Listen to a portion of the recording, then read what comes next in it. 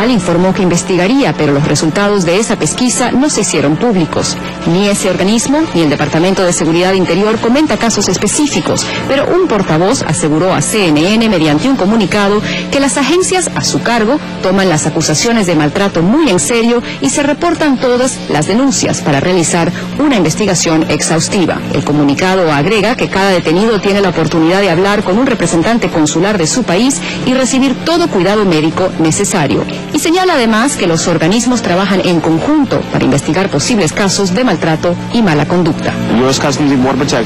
Cruz insiste en que los problemas que denunció no fueron atendidos y agrega que más bien la patrulla fronteriza tomó represalias, acusándole de ayudar a cruzar la frontera ilegalmente a la novia de otro agente. Cruz fue enjuiciado y absuelto, pero dice que el ambiente en su trabajo cambió. Jugaron con los días de vacaciones, cosas así que complican la vida de uno.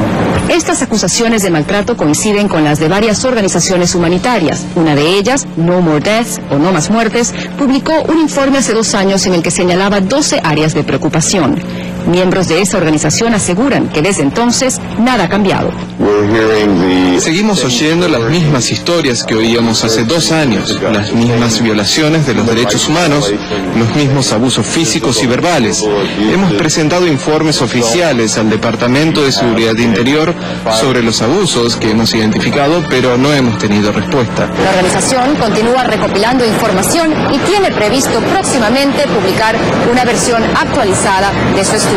En respuesta a esas acusaciones, la oficina del inspector general nos dijo que ellos están dedicados a trabajar en conjunto con los organismos policiales para identificar e investigar enérgicamente todas las denuncias de corrupción. En cuanto a Cruz, renunció voluntariamente en el 2007 y se mudó a Nueva York, lejos de la frontera, pero todavía sigue muy activo en el debate inmigratorio.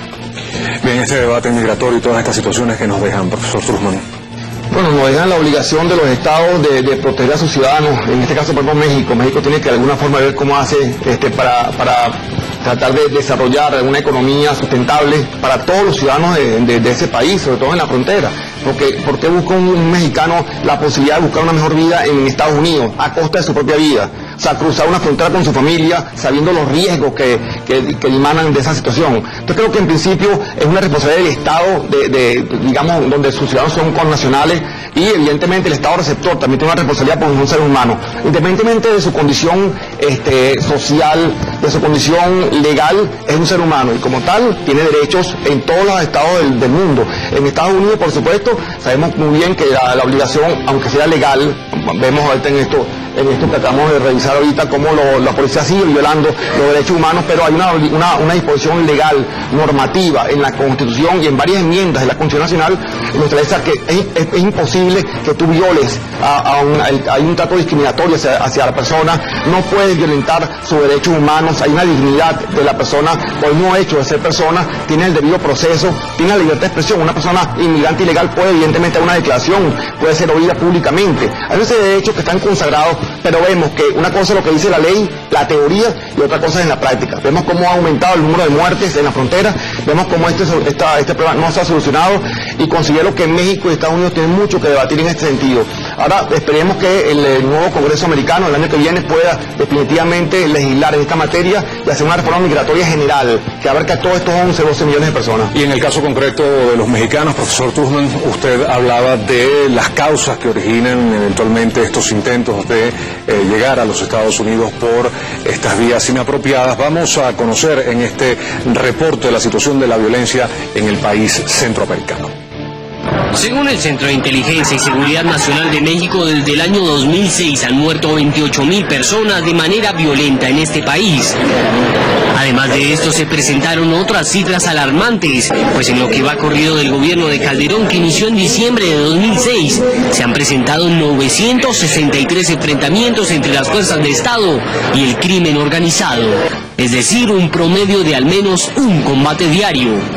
Otras cifras presentadas en este informe muestran que al 31 de julio de este año, el gobierno de Felipe Calderón ha decomisado 34.699 automóviles al crimen, que suman unos $600 millones, Además, 84.000 armas largas y cortas, 330 millones de pesos mexicanos, unos 25 millones de dólares y 411 millones de dólares. Con respecto a las detenciones en este mismo periodo, el informe de la CISEN da cuenta de un número importante de capturados. 20.000 del cartel del Golfo, los Zetas, 18.000 del cartel del Pacífico, el de Sinaloa, 12.000 del cartel de Juárez y 9.000 del cartel de los Beltrán Leiva.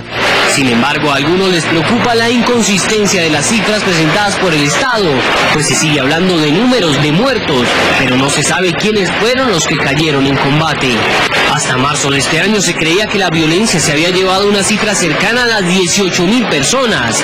Sin embargo, un informe del Gabinete de Seguridad entregado a los miembros del Senado en abril de este año dio cuenta de 22.700 fallecidos.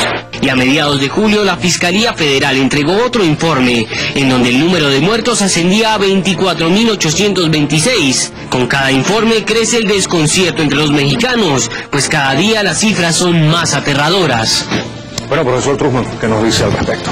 Bueno, vemos países como, digamos, Colombia, que ha mejorado muchísimo en el trato contra estas bandas criminales, terroristas, como ha disminuido notablemente la violencia en Colombia, en Perú también, y vemos lamentablemente México que pareciera que hay una lucha que ha establecido el gobierno en contra de estos grupos mafiosos y terroristas, pero la lucha parece que la está ganando los grupos terroristas, y vemos cómo han decomisado miles y miles y miles de armas, pero se sigue proliferando el uso de armas, las muertes en ciudades como Chiapas y otras ciudades fronterizas de México, y eso es lo que ha ocasionado justamente toda esta serie de migraciones desesperadas de la población hacia Estados Unidos.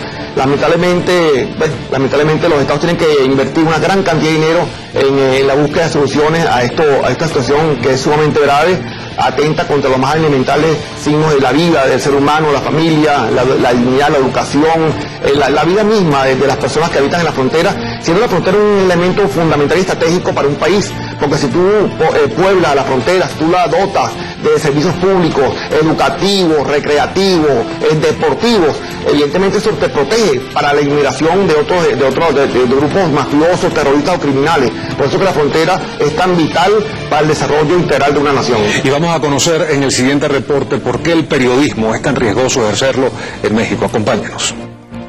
México se ha convertido en uno de los países más peligrosos para el ejercicio del periodismo.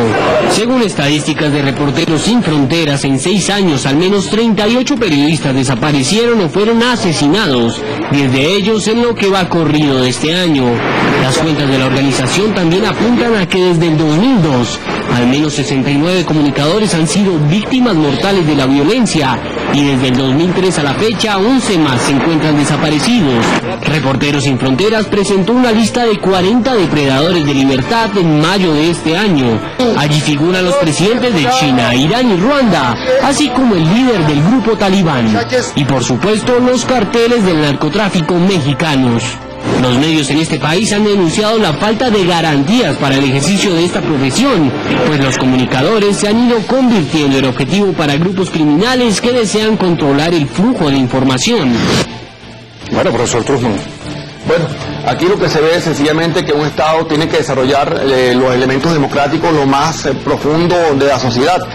Porque pasa lo que vemos ahorita en este reporte, en donde las mafias criminales pueden dominar la información, pueden privilegiar una u otra, en función de la violencia, en función de la intimidación, en función del riesgo a la vida de los periodistas. Y lo que hay que evitar es justamente eso, atacando la impunidad, con leyes fuertes pero que se pueden aplicar, con jueces probos. Esto es complicado porque estamos hablando de las ramas del poder público, donde las mafias tratan siempre de ingresar, de formar raíces, sobre todo en el poder judicial, para que puedan ser, digamos, liberados una vez que se han capturado estos criminales. Por eso que la sociedad tiene que estar fuerte, tiene que haber las ramas del poder público, el legislativo, el judicial y el ejecutivo, en una forma independiente, autónoma, pero firme, entrelazadas entre ellas, y de desarrollar una democracia profunda para evitar que este tipo de situaciones no puedan ingresar como un germen, en una enfermedad, en un cáncer que poco a poco va desangrando a una sociedad.